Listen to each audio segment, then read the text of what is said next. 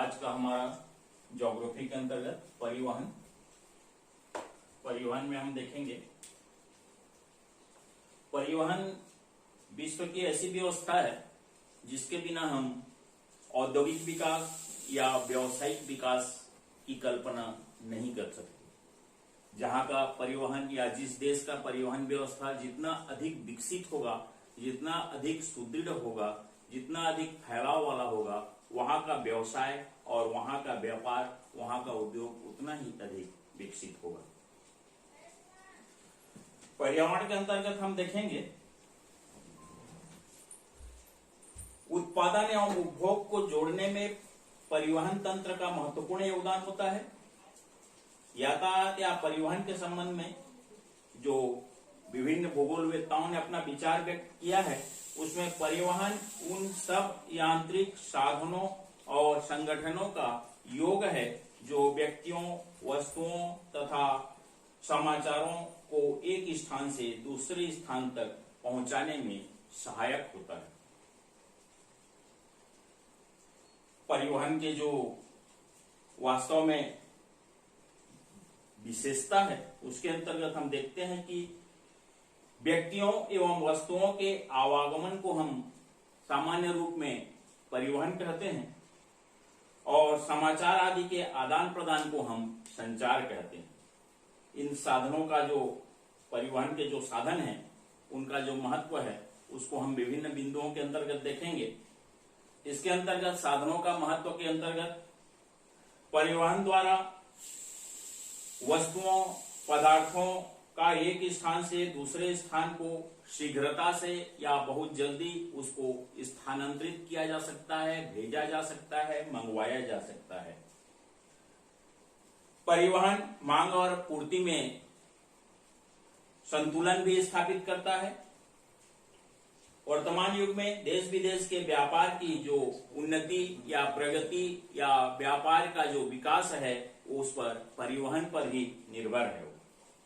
परिवहन के साधन ही श्रम विभाजन को संभव बनाते हैं या श्रम विभाजन जो है वो परिवहन के साधनों पर ही निर्भर होता है। परिवहन से ही बाजारों का हमारा जो विभिन्न बाजार हैं, जो प्रतियोगी बाजार हैं, उन सब का क्षेत्र भी विकसित होता है। इसी से उत्पादन को, प्रगति को प्रोत्साहन मिलता है। परिवहन से ही मूल्यों में अधिक उतार चढ़ाव जो है वो नहीं होता है या संतुलन जो है मूल्य का वो बना रहता है। परिवहन औद्योगिकरण को प्रोत्साहित करता है। परिवहन के कारण ही जनसंख्या की वृद्धि, श्रमिकों के केंद्रीकरण पर प्रभाव पड़ता है। परिवहन की समुचित व्यवस्था से सभ्यता और ज्ञान में भी या व्यक्ति के प्रगति में भी वृद्धि होती है। किसी भी देश की उन्नति या उसका जो विकास है वो परिवहन पर विशेष, उसका परिवहन का विशेष महत्व होता है उस उन्नति और विकास पर। इसके बाद हम देखेंगे परिवहन के साधन। परिवहन के साधनों को सामान्य रूप से 3 वर्गों में विभक्त किया गया है। पहला स्थल परिवहन, दूसरा जल परिवहन और तीसरा वायु परिवहन। स्थल परिवहन के अंतर्गत सड़क व रेल मार्ग को सम्मिलित किया गया है। जल परिवहन के अंतर्गत जो समुद्र है, जो नदी है और जो नहर में मार्ग बने हुए हैं, उसको सम्मिलित किया गया है। वायु परिवहन के अंतर्गत राष्ट्रीय और अंतर्राष्ट्रीय स्तर के जो वायु मार्ग हैं, उसको इसमें सम्मिलित किया गया है। स्थल परिवहन का हम सबसे पहले जो स्थल परिवहन के निर्माण के तत्व हैं, उनका हम अध्ययन करेंगे या उसके निर्माण में जो प्रभाव पड़ता है उसका हम अध्ययन इन बिंदुओं के आधार पर करेंगे। सबसे पहला हमारा धरातलीय संरचना। स्पष्ट है शब्द से ही। समतल भाग जहां पे है, उन भागों में सड़कों का या सड़क मार्ग का जो विकास है सुविधाजनक, लाभकारी होने के कारण उसमें गति जो है ज्यादा होता है। अपेक्षाकृत पठारी और पर्वतीय भागों में सड़क निर्माण में अधिक धन खर्च होता है। साथ ही साथ इसी कारण उत्तरी भारत में सड़कों का जाल बिछा हुआ है, हम देखते हैं हमारे यहाँ, जबकि दक्षिणी पठारी भारत में अपेक्षाकृत जो सड़क का विकास है वो कम हो पाया है। इसके बाद हम देखेंगे इसके प्रभावित करने वाले, सड़क मार्ग के प्रभावित करने वाले तत्वों के अंतर्गत जलवायु दूसरा हमारा। सम जलवायु वाले प्रदेशों में सड़क निर्माण की आदर्श भौगोलिक परिस्थितियां उपलब्ध होती हैं। गर्म जलवायु वाले प्रदेशों में सड़कों के किनारे छायादार वृक्ष लगाने होते हैं। अत्यंत गर्म और शुष्क प्रदेशों में स्थल भाग रेत बालू की परत से ढका हुआ होता है, जिससे सड़क निर्माण करना कठिन हो जाता है। इसके बाद हमारा तीसरा है जनसंख्या। जहां पे सघन बसे क्षेत्र के लोग हैं, वहां की आवश्यकता की पूर्ति के लिए अधिक आवागमन और अधिक परिवहन की आवश्यकता होती है। जबकि बिरले बसे क्षेत्रों में अर्थात जो पहाड़ी क्षेत्र है उसमें सड़कों का विकास कम होता है।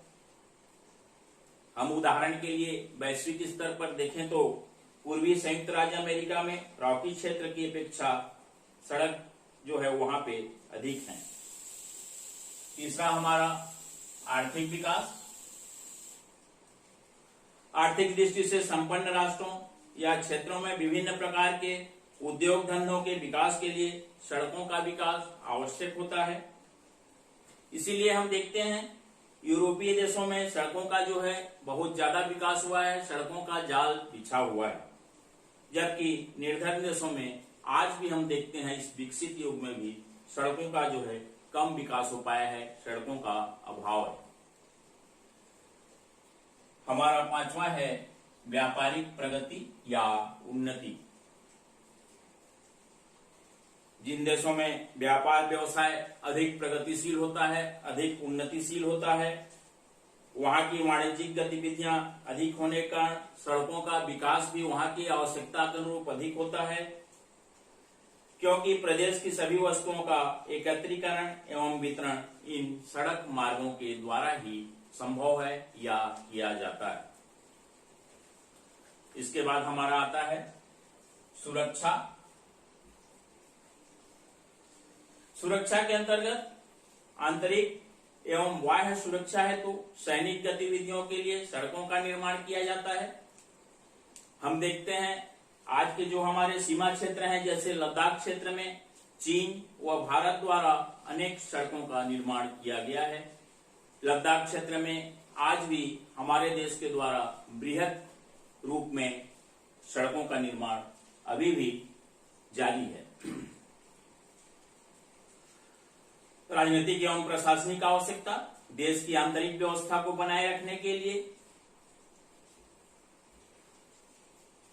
प्रत्येक तहसील के साथ ही साथ जिला के साथ साथ राजधानी को जोड़ा गया है। इसी प्रकार ग्रामीण क्षेत्रों में अनेक सड़कें तहसील जिला कार्यालय तक पहुंचने हेतु बनाई जा रही हैं, बनी हुई हैं। इसके बाद हमारा आता है सड़क मार्ग। सड़क मार्ग के अंतर्गत राष्ट्रीय मार्ग राष्ट्रीय भावना के विकास के लिए महत्वपूर्ण योगदान अदा करते हैं। प्रत्येक देश यथासंभव जहां तक हो सके देश के प्रत्येक भाग को एक दूसरे भाग से जोड़ने का प्रयास करता है और जोड़ता भी है। ये तो हमारा स्थल परिवहन निर्माण का तत्व हो गया। इसके बाद हम देखेंगे स्थल मार्गों का महत्व क्या है। इनके महत्वों का जो अध्ययन किया गया है प्रमुख बिंदु उसमें हम देखेंगे सड़क मार्ग देश के कोने कोने तक पहुंचते हैं और देश के कोने कोने तक मार्ग होने से हमको अपने व्यापार के लिए, आने जाने के लिए, सामग्री भेजने के लिए और मंगवाने के लिए हमको सुविधा होता है। इस दृष्टिकोण से सड़क मार्ग का बहुत ज्यादा महत्व है। सड़कों द्वारा माल को लोगों के घरों तक पहुंचाया जा सकता है उनके मांग के और उनकी आवश्यकता के आधार से। माल को यथाशीघ्र ही पहुंचाने के कारण वो माल जो है सड़ने की या नुकसान होने की संभावना नहीं रहती है और परिवहन और सड़क की व्यवस्था होने के कारण माल को यथाशीघ्र निर्दिष्ट स्थान पर पहुंचाया जा सकता है। सड़कों का उपयोग आवश्यकता अनुसार व्यक्तिगत रूप से भी किया जा सकता है, जबकि अन्य साधनों का उपयोग जो है वो सीमित रहता है। सड़कों द्वारा माल एक बार वाहन में लादकर इच्छित स्थान तक पहुंचाने की सुविधा होती है। सड़कें ग्रामीण क्षेत्रों के उत्पादन को व्यापारिक मंडियों तक पहुंचाने के सबसे अधिक सुविधाजनक साधन है। सड़कें कम दूरी के लिए सस्ती व सबसे उत्तम व उपयुक्त साधन है। दुर्भिक्ष और बाढ़ आदि आपातकाल के समय सड़कें बहुत ही ज्यादा उपयोगी हो जाती हैं। राष्ट्र की सुरक्षा एवं प्रशासन में सड़कें सहायक होती हैं। आर्थिक एवं औद्योगिक विकास बिना सड़क के हम कल्पना उसकी नहीं कर सकते। सड़क परिवहन के महत्व के साथ साथ सड़क मार्ग के जो प्रमुख दोष हैं, जैसे वर्षा का प्रभाव, सड़कों के खराबी के समान या सड़कों के खराब होने से सामान भी खराब होने का जो डर है वो बना रहता है। साथ ही साथ दुर्घटना का भय भी और संभावी बना रहता है। इसके बाद हम देखेंगे सड़क का विश्व स्तर पर वितरण का संक्षिप्त अध्ययन। विश्व में सड़कों का विस्तार कैसा है? संपूर्ण विश्व में लगभग 205 करोड़ किलोमीटर लंबी सड़कें हैं। इनका अधिकांश भाग औद्योगिक एवं व्यापारिक दृष्टि से विकसित देशों में पाया जाता है। सर्वाधिक जो सड़क हैं या जो पक्के सड़कें सबसे अधिक हैं संयुक्त राज्य अमेरिका में है।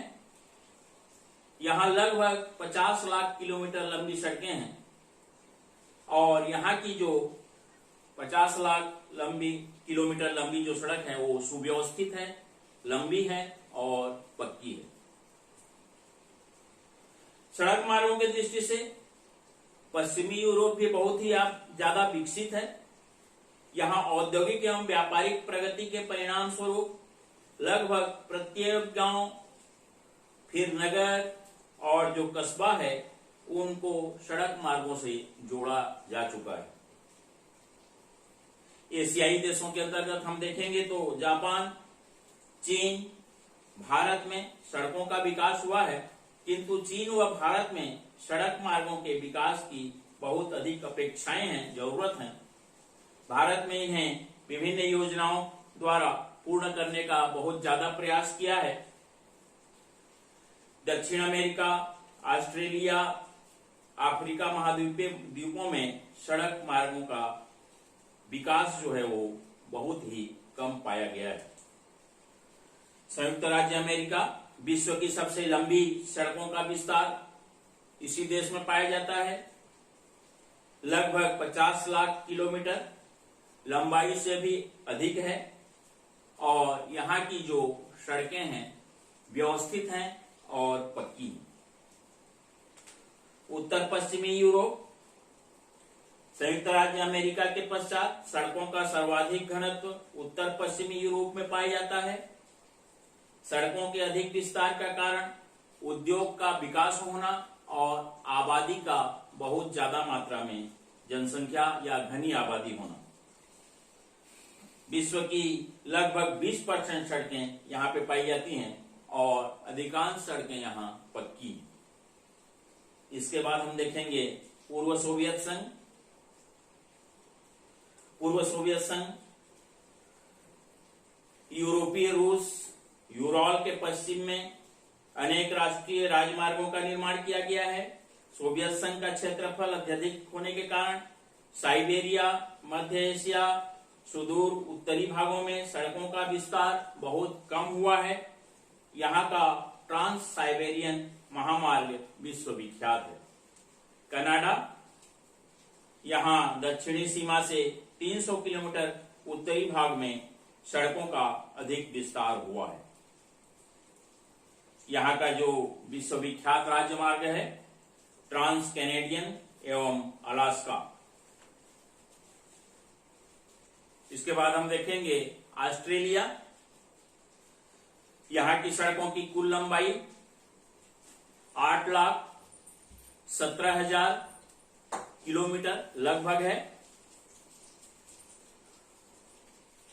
एशिया के जापान, चीन, भारत सड़कों का विकास यहाँ पे बहुत ज्यादा मात्रा में हुआ है। जापान में सड़कों का जो जाल बिछा हुआ है विकास के रूप में, चीन के भी अधिकांश क्षेत्रों में सड़कों का विस्तार किया जा चुका है। भारत में सड़क महामार्गों का जो विकास है, प्राचीन काल से ही हमारे देश में सड़कों का बहुत ज्यादा महत्व रहा है। जीटी रोड, जिसको हम ग्रांड ट्रंक रोड के नाम से जानते हैं, इसका निर्माण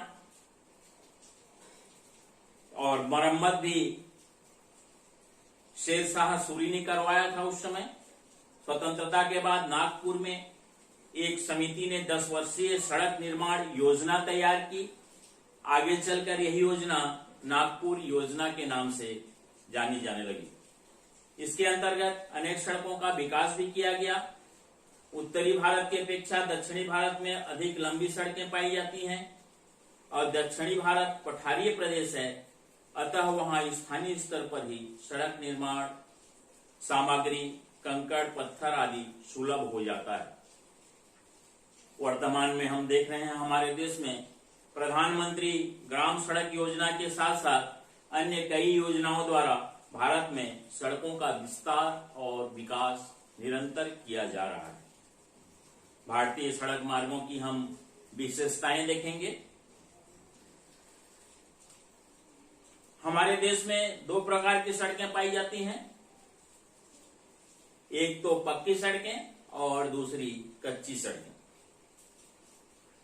पक्की सड़कें, इनकी कुल जो लंबाई है 5,40,720 किलोमीटर और कच्ची सड़कों की लंबाई लगभग 8,29,000 किलोमीटर हमारे देश में है।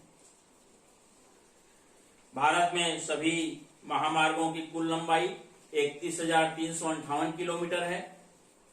प्रमुख जो मार्ग हैं उनमें प्रमुख रूप से हम नाम ले सकते हैं अध्ययन के रूप में दिल्ली, मुंबई, बेंगलोर, चेन्नई, कोलकाता, श्रीनगर, जो एक दूसरे से इन मार्गों के द्वारा मिलाते हैं इन शहरों को। भारत के सीमा प्रदेशों में 7,000 किलोमीटर लंबी सड़कों का निर्माण किया गया है। भारत का सबसे ऊंचा सड़क मार्ग मनाली से लेह तक है, जो 4,270 मीटर की ऊंचाई पर है।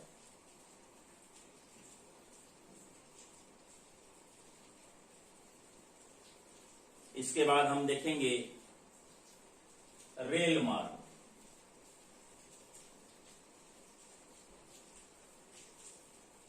रेलवेज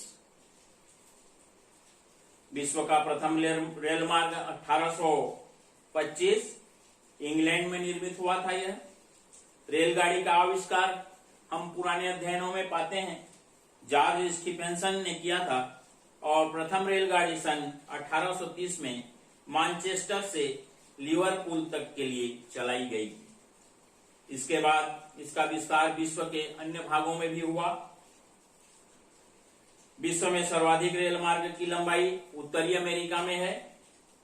दूसरा स्थान सोवियत संघ है। घनत्व के दृष्टिकोण से यूरोप देशों का स्थान जो है वो सर्वोच्च है, सबसे ऊपर है।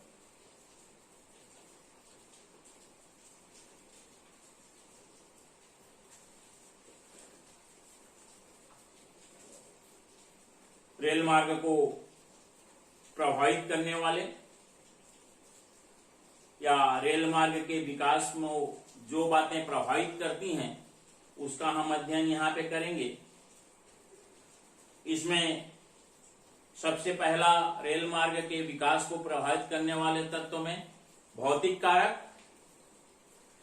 भौतिक कारक के अंतर्गत धरातल रेल मार्ग के विकास के लिए समतल मैदानी जो भाग है वो अनुकूल होता है। पर्वतीय पठारी भागों में धरातल जो है ऊंचे नीचे होने के कारण चक्करदार मार्ग बनाने पड़ते हैं तथा स्थान स्थान पर पुल और सुरंगों का निर्माण करना पड़ता है। और ऐसा जब होता है तो हमारा रेल मार्ग जो है वो बनाना कठिन हो जाता है, अर्थात बनाने से भी वो बहुत ज्यादा खर्चीली हो जाती है। भौतिक कारक के अंतर्गत पहला हमारा धरातल था और दूसरा जलवायु। रेल मार्ग के विकास में जलवायु का भी बहुत अधिक प्रभाव पड़ता है। अधिक वर्षा वाले भागों में हमेशा वर्ष भर जो है भूमि दलदल रहती है और ऐसे में रेल मार्ग का निर्माण किया जाना संभव नहीं होता है। बाढ़ के समय रेल मार्गों के क्षतिग्रस्त होने का भी घाटा उठाना पड़ता है। ठंडे क्षेत्रों में रेल मार्ग के प्रयोग में कठिनाई पड़ती है। पटरियों में बर्फ जम जाता है। शुष्क प्रदेशों में रेत जमा हो जाती है, जिनको हटाने में आय से अधिक रेलवे को व्यय करना पड़ता है। दूसरा हम देखेंगे आर्थिक कारक। आर्थिक कारक के अंतर्गत खनिज संपदा। खनिज संपदा या खनिज संसाधनों के पूर्ण दोहन के लिए खनिज क्षेत्रों में रेल मार्गों का हम देखते हैं विकास बहुत ज्यादा किया जाता है। जैसे बेलाडीला में लौह खनिज ढूंढने के लिए विशाखापट्टनम से बेलाडीला तक रेल मार्ग का निर्माण हुआ है, रेल मार्ग डेवलप हुआ है। दूसरा हमारा औद्योगिक विकास। जिन क्षेत्रों में उद्योग का या कल कारखानों का ज्यादा विकास होता है वहां पे रेल मार्ग भी अधिक विकसित किया जाता है, विकास होता है उसका भी। जैसे हम देखते हैं हमारा जो क्षेत्र है भिलाई इस्पात कारखाना, इससे बनने से भिलाई से लेकर दिल्ली राजहरा तक रेल मार्ग का विकास किया गया है और इसका जो प्रमुख उद्देश्य है भिलाई संयंत्र के लिए कच्चे माल को प्राप्त करना। व्यापार की गति। जिन क्षेत्रों में व्यापार बहुत ज्यादा उन्नतिशील होगा रेल मार्ग का विस्तार भी वहां पे अधिक होगा। जनसंख्या का घनत्व। सघन जनसंख्या वाले क्षेत्रों में जहां पे जनसंख्या बसाहट ज्यादा है और माल का परिवहन अधिक होता है वहां पे रेल मार्ग का विकास भी अधिक होता है। विश्व वितरण में हम रेल मार्ग का संक्षिप्त अध्ययन करेंगे। इसके अंतर्गत माल ढोने परिवहन साधनों में रेल मार्ग का बहुत ज्यादा उपयोग होता है या इनका महत्व, रेल मार्ग का बहुत ज्यादा महत्व है।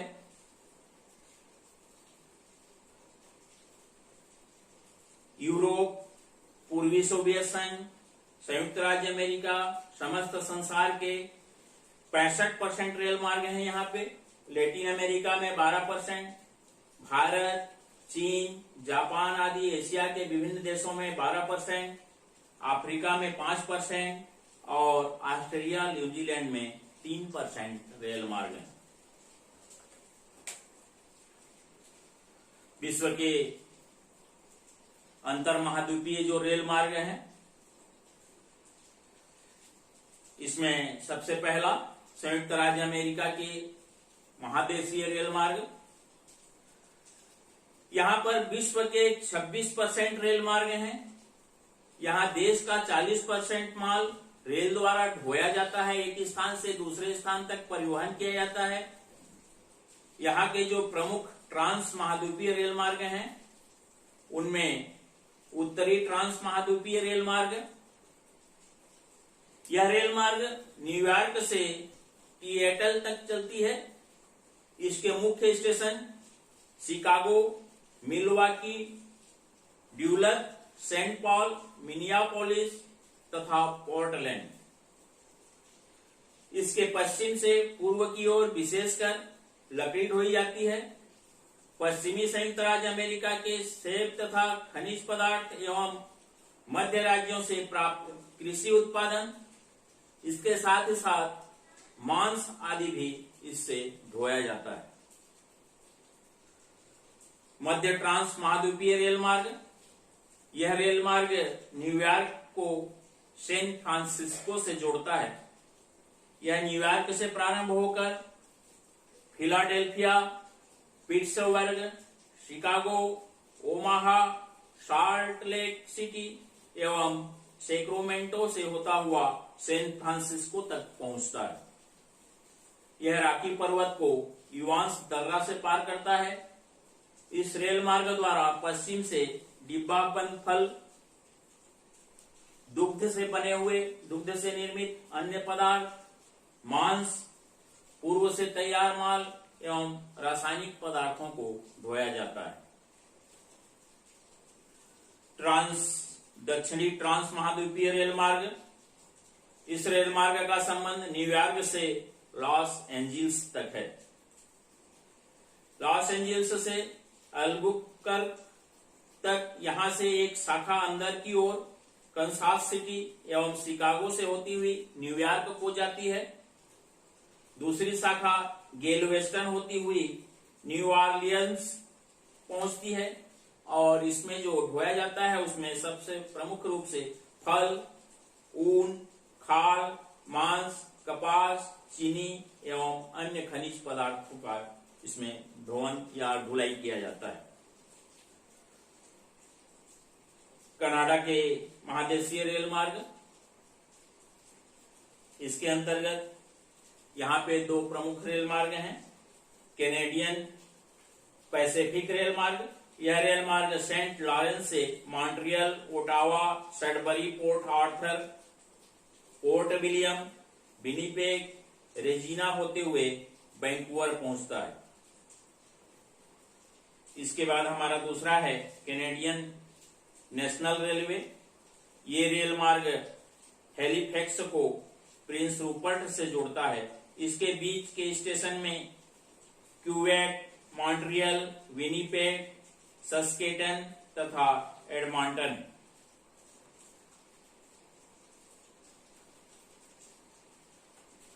इसके बाद हम देखेंगे यूरोप के महादेशीय रेल मार्ग।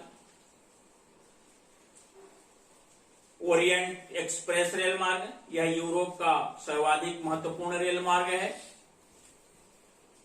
यह रेल मार्ग पेरिस, फ्रांस से प्रारंभ होकर पूर्व की ओर कस्तूनतुनिया, जिसको हम तुर्की भी कहते हैं, उस नगर को जाती है। सोफिया, नीस, बेलग्रेड, वियना, म्यूनिक, स्ट्रेसबर्ग एवं नांसी जैसे यूरोप के प्रमुख नगर इसी मार्ग में स्थित हैं। सोवियत संघ का महादेशीय रेल मार्ग ट्रांस साइबेरियन रेल मार्ग, एशिया का सबसे प्रमुख एवं विश्व का सबसे लंबा रेल मार्ग ट्रांस साइबेरियन रेल मार्ग है। यह रेल मार्ग लेनिनग्राड से प्रशांत महासागर के पूर्वी तट पर स्थित व्लादिवोस्टोक बंदरगाह तक जाता है। इसकी लंबाई 8,640 किलोमीटर लगभग है। इस मार्ग के प्रमुख स्टेशन में ओमस्क, टोमस्क, इरकुटस्क और चीता है। दक्षिणी अमेरिका के महादेशीय रेल मार्ग, इसमें ट्रांस एंडियन रेल मार्ग, यह रेल मार्ग अर्जेंटीना से उसकी जो राजधानी है ब्यूनस आयर्स से चिली के तट पर स्थित वालपरेजो नगर तक यह चलती है और जोड़ती है।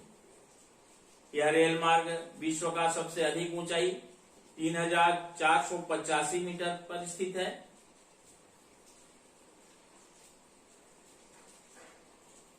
इसके बाद हम देखेंगे अफ्रीका के महादेशीय रेल मार्ग केप काहिरा रेल मार्ग, और इस केप काहिरा रेल मार्ग के 3 भाग हैं। सबसे पहला केप टाउन से एलिबो पोर्ट फ्रैंकी। इस रेल मार्ग की लंबाई 5,310 किलोमीटर है। यह रेल मार्ग महत्वपूर्ण रेल मार्ग है। इस मार्ग में किम्बरले, मैपकिंग, बुलावायो, लिविंगटन, टैंकी व बुकामा स्टेशन है। इसके बाद मकबार वादी हैफा, पहले खंड के बाद का जो मार्ग है पर्वतीय प्रदेश, जलप्रपातों एवं बीहड़ जंगलों के कारण अपूर्ण है। कोई परिवहन या यातायात के साधन यहाँ पे नहीं है। दूसरे खंड में सूडान के मकवार से प्रारंभ होता है और खार्तूम तथा अवतारा होते हुए वादी हैफा तक है।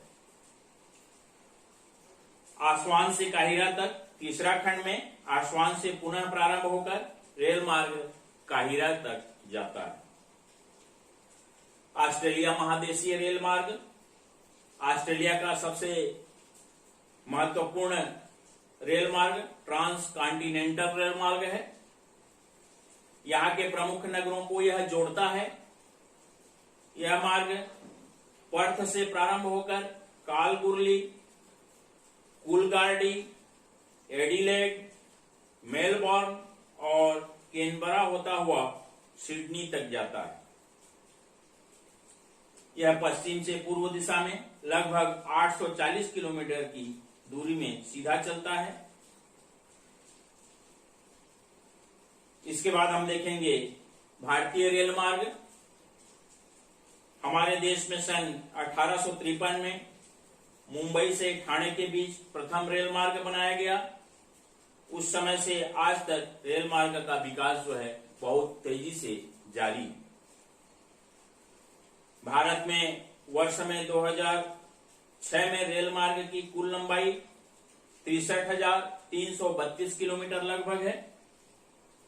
भारत में रेल मार्ग का सबसे महत्वपूर्ण परिवहन जो है रेल मार्ग का प्रमुख साधन है परिवहन के लिए।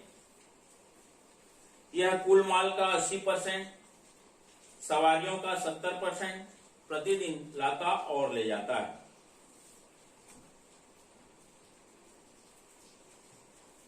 प्रशासनिक दृष्टि से और कार्य कुशलता के दृष्टि से हमारे भारतीय रेलों को जो विभिन्न मंडलों में बांटा गया है उनमें प्रमुख रूप से हम देखेंगे उत्तरी भारत में घनी आबादी वाली गंगा की घाटी क्षेत्र में रेल मार्ग जो है बहुत ज्यादा विकसित है या जाल की तरह रेल मार्ग फैला हुआ है। उत्तर में हिमालय क्षेत्र और प्रायद्वीप भारत में पूर्वी और पश्चिमी घाटों के साथ रेल मार्ग का विकास कम हो पाया है।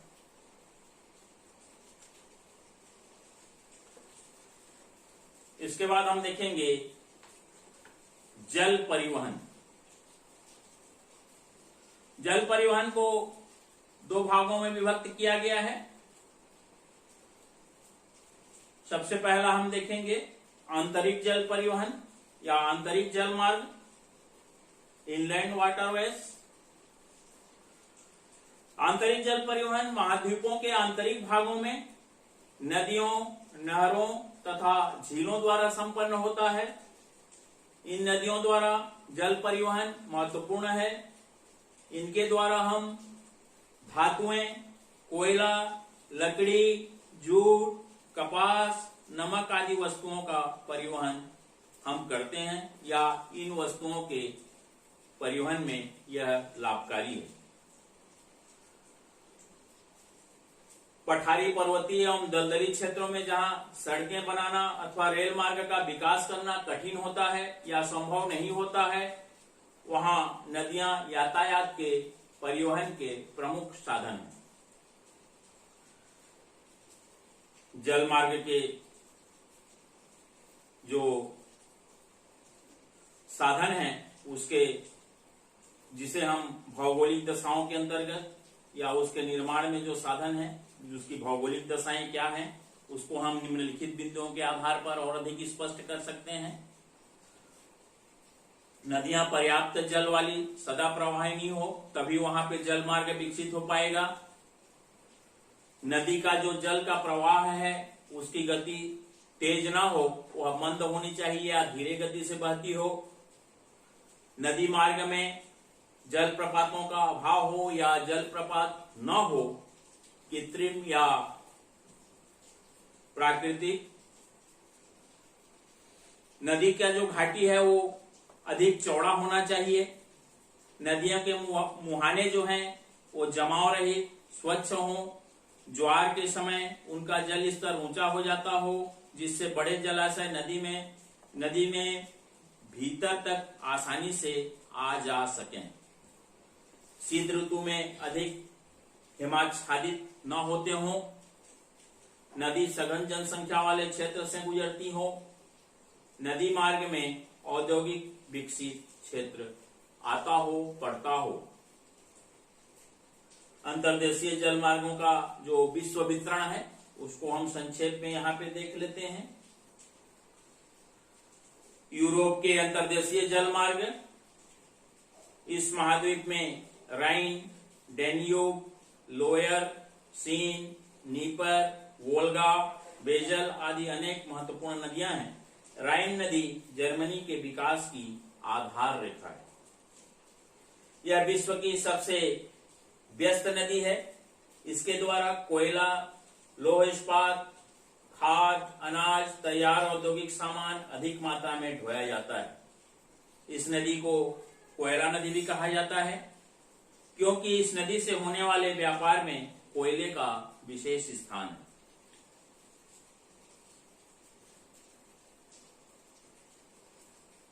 डेन्यूब यूरोप की दूसरी महत्वपूर्ण नदी है।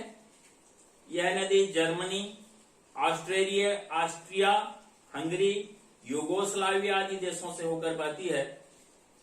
इस नदी के द्वारा गेहूं, चुकंदर, राई, मक्का, खनिज पदार्थ एवं तैयार माल परिवहन किया जाता है। सोवियत संघ की वोल्गा, डोन, यूराल नदियों को आपस में जोड़कर विशाल अंतर्देशीय एवं औद्योगिक प्रदेश का जल मार्ग बनाया गया है।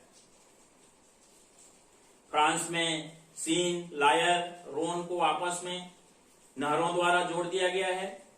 इन्हें मार्सेलिस से पेरिस होकर ली हावरे तक एवं दक्षिणी पश्चिम में लायर पर स्थित नेंतेश नगर तक जोड़कर विशाल अंतर्देशीय जल मार्ग विकसित किया गया है।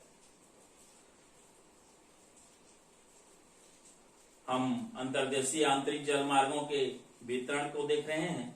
इसमें हम पहला देखे हैं यूरोप के अंतर्देशीय जल मार्ग। अब हम देखेंगे उत्तरी अमेरिका के अंतर्देशीय जल मार्ग। सेंट लॉरेंस जल मार्ग, इस जल मार्ग द्वारा विश्व में सबसे अधिक भार ढोया जाता है। सेंट लॉरेंस नदी महान झीलों को उत्तरी अटलांटिक महासागर से जोड़ती है। इस नदी को एक नहर बनाकर ओंटारियो झील से और इस झील को दूसरी नहर द्वारा इरी झील से जोड़ा गया है। तीसरी नहर द्वारा इरी झील को ओटायो नदी से जोड़ा गया है। नियाग्रा जलप्रपात की बाधा को नहर बनाकर दूर किया गया है। इस जलमार्ग द्वारा दक्षिण पूर्वी कनाडा तथा उत्तर पूर्वी संयुक्त राज्य अमेरिका को औद्योगिक प्रगति में सहायता मिली। उत्तरी अमेरिका के अंतर्देशीय जल मार्गों के अंतर्गत दूसरा है हमारा मिसिसिपी नदी जल मार्ग। मिसिसिपी नदी अपने अन्य सभी सहायक नदियों सहित लगभग 4000 किलोमीटर लंबा जल मार्ग प्रस्तुत करती है। मिसिसिपी तथा ओटायो नदियों को नहरों द्वारा महान झीलों से या बड़े झीलों से जोड़ा गया है।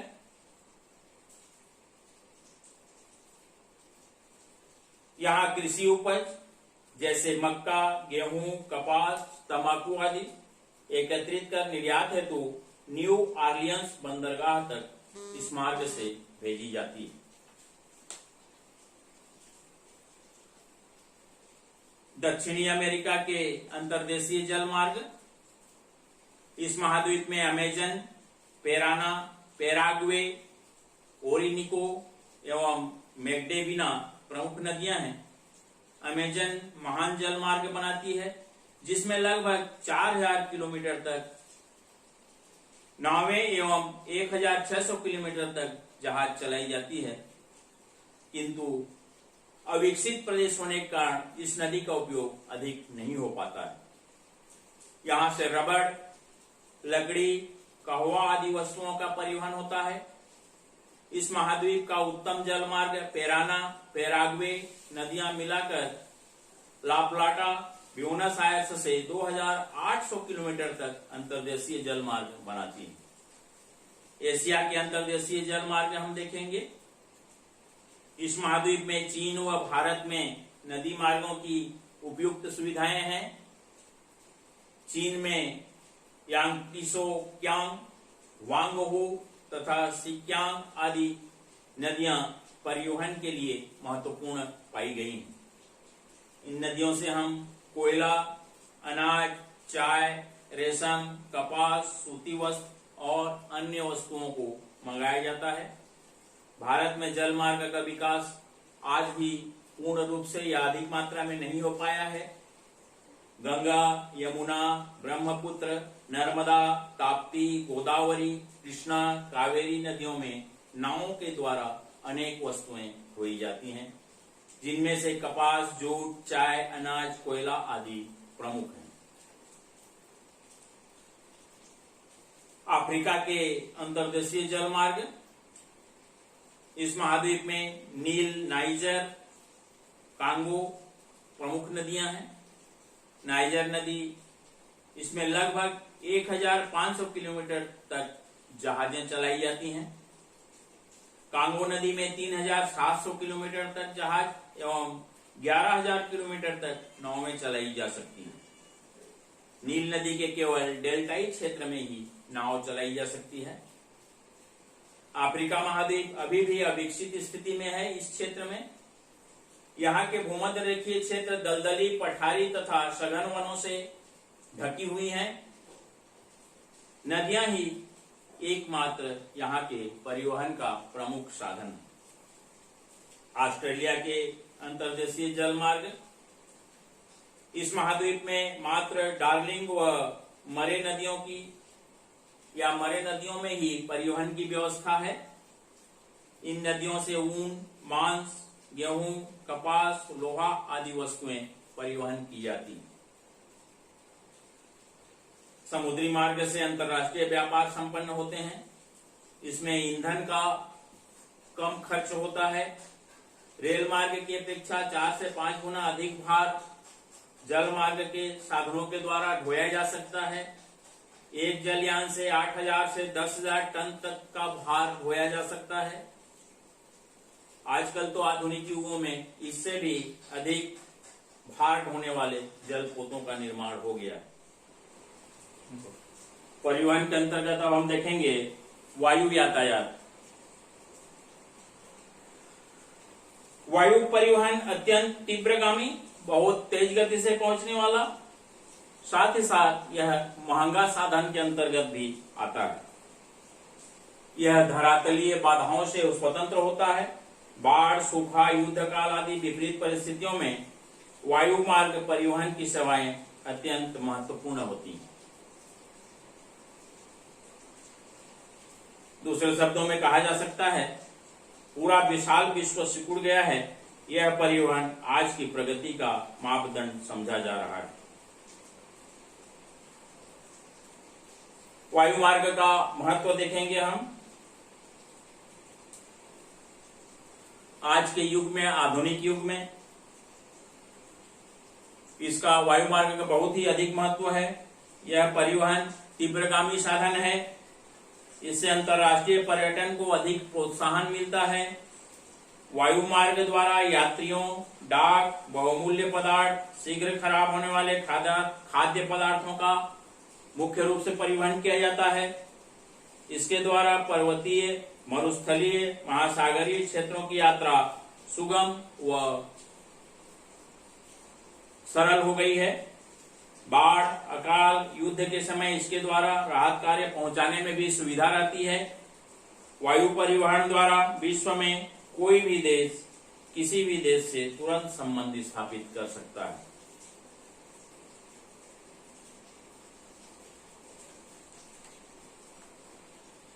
वायु परिवहन को प्रभावित करने वाले कारक में जलवायु। वायुयानों की उड़ान पर जलवायु का या वायुमंडलीय दशाओं का विशेष प्रभाव पड़ता है। जैसे हम देखते हैं, जहां पे तेज आंधियां, धुंध, कोहरा, घनी वर्षा या हिमपात जैसे दशाएं हैं, उनमें वायुयान का उड़ाना संभव नहीं हो पाता है। भूमि की बनावट भी वायु परिवहन को प्रभावित करता है। हवाई अड्डों का निर्माण समतल और कठोर भूमि पर किया जाता है, जिससे जहाजों को उड़ने और उतरने में सुविधा हो। मार्ग में आने वाली पर्वत श्रेणियां, दलदली, झीलों, सागरों एवं वन्य क्षेत्रों को ध्यान में रखकर इसके मार्ग निश्चित किए जाते हैं। आर्थिक दशाएं भी वायु परिवहन को प्रभावित करते हैं। उन देशों में अधिक विकसित हुआ है जहां पे आर्थिक विकास भी अधिक हुआ है। इन उन्नत क्षेत्रों में ही यात्री द्वारा ढुलाई के माल पर्याप्त मात्रा में मिलते हैं। इसलिए संयुक्त राज्य अमेरिका व सोवियत संघ में वायु मार्ग अधिक विकसित है। सुरक्षा पर जहां कर भी प्रश्न आता है या जहां पे सुरक्षा व्यवस्था अच्छा हो, वहां पे बृहद आकार में वायु मार्ग निर्मित होता है। वायुयान उड़ानों के मार्ग यथासंभव बृहद वृत्तों का अनुसरण करते हुए निश्चित दिशाओं में निर्धारित किए जाते हैं। भिन्न भिन्न दिशाओं में उड़ने वाले वायुयानों को विभिन्न ऊंचाइयों पर उड़ाया जाता है, जिससे कि मार्ग में वायुयान मार्ग से न भटकें या अपने मार्ग से दूसरे दिशा पर न जाएं। यदि मार्ग में मशीन की खराबी अन्य किसी कारण से किसी वायुयान की उतारना आवश्यक हो, तो वह बिना दुर्घटनाग्रस्त हुए उतारने में सुविधा हो। विभिन्न दिशाओं में आने वाले वायुयान परस्पर एक दूसरे से न टकराएं, ऐसा व्यवस्था होना चाहिए। हवाई अड्डों पर आवश्यक सुविधा, उड़ान भरने और उतरने के लिए चौरस भूमि का दौड़ पथ आवश्यक होता है। यात्रियों और माल को लाने ले जाने के लिए मोटर गाड़ियां, सीढ़ियां, उतारने लादने की व्यवस्था, आराम, प्रकाश, राडार और रेडियो को समुचित प्रबंध हवाई अड्डे पर होने चाहिए। राजनीतिक कारक के अंतर्गत प्रत्येक राष्ट्र की भूमि के ऊपर का वायुमंडल उस राष्ट्र की संपत्ति में आता है और उस वायुमंडल को वायुयानों द्वारा पार करने के लिए संबंधित राष्ट्र की अनुमति या स्वीकृति लेनी होती है। विश्व के प्रमुख अंतर्महाद्वीपीय वायु मार्ग में यूरोप अमेरिका के वायु मार्ग, इसके अंतर्गत लंदन से सेनर, मैडर, Ottawa, Paris, Lisbon, Bermuda, New York, Stockholm से ओस्लो, ख्वीजाविक, गैडर, ओटावा तथा New York, London, Lisbon, Dakar, Natal, Salvador, Rio de Janeiro और ब्यूनस आयर्स। इस मार्ग पर अमेरिकी, ब्रिटिश और फ्रांसीसी वायुयान बहुत ज्यादा मात्रा में चलते हैं। यूरोपीय, एशिया, ऑस्ट्रेलिया के वायु मार्ग, यह मार्ग लंदन, पेरिस, रोम, काहिरा, Baghdad, Karachi, Mumbai, Delhi, Kolkata, Rangoon, Singapore, Bangkok, Hong Kong, Brisbane और सिडनी होता हुआ मेलबोर्न तक चलता है। इस मार्ग का मुख्यतः ब्रिटिश, फ्रांसीसी, इटालियन व भारतीय वायुयान उड़ान भरती हैं। यूरोप अफ्रीका के वायु मार्ग साउथहैम्पटन, रोम, काहिरा, खार्तूम, नैरोबी, केप टाउन इसमें पड़ते हैं। इस मार्ग पर मुख्य रूप से ब्रिटिश, फ्रांसीसी और इटालियन वायुयान चलते हैं।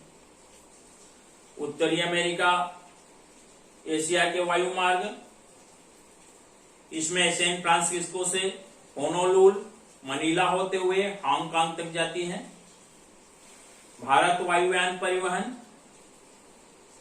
विश्व के पूर्व एवं पश्चिम के मध्य वायु मार्गों का भारत केंद्र है। भारत में इस समय 4 अंतरराष्ट्रीय वायु पत्तन है। इसमें मुंबई जो सांता क्रूज में है, पालम में इंदिरा गांधी, कोलकाता में दिल्ली दमदम और चेन्नई में मीनाम्बकम। भारत में जो वायु मार्ग हैं उनमें प्रमुख रूप से हम देखेंगे दिल्ली मुंबई मार्ग, जिसमें दिल्ली, जयपुर, उदयपुर, अहमदाबाद, मुंबई जुड़े हुए हैं। दूसरा हमारा आता है दिल्ली कोलकाता मार्ग, दिल्ली, कानपुर, इलाहाबाद, वाराणसी, पटना, कोलकाता इसमें जुड़े हुए हैं। तीसरा दिल्ली चेन्नई मार्ग, दिल्ली, नागपुर, काजीपेट, चेन्नई जुड़े हुए हैं। मुंबई कोलकाता मार्ग में मुंबई, औरंगाबाद, नागपुर, कोलकाता जुड़ा हुआ है। मुंबई, हैदराबाद, चेन्नई मार्ग, कोलकाता, विशाखापट्टनम, चेन्नई, तिरुचिरापल्ली, कोलंबो, मुंबई, कोचीन, तिरुवनंतपुरम, दिल्ली, पटना, गुवाहाटी, डिब्रूगढ़, दिल्ली और श्रीनगर।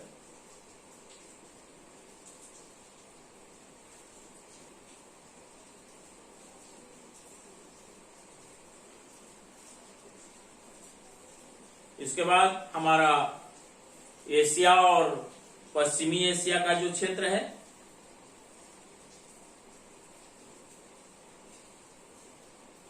यह भी हमारा वायुयान से इसको जोड़ा गया है।